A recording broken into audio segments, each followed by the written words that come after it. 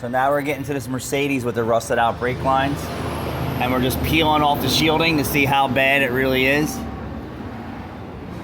And then we run across this freshly installed compression union. Compression unions are unsafe for brake jobs. They have to be flare. And that's not our work. That was recently done. Look, you can see where they... Yeah, well, and you can see residue all over the lines too, like it's not actually fully sealed. Probably not. More unsafe shit going on every day in this world in auto repair. All right, get this panel off and let's get a closer look up in here. Okay. Because everywhere I fucking look, it's just worse and fucking worse. Wow. Mercedes should be doing this shit for fucking free. Fucking garbage. Fucking garbage.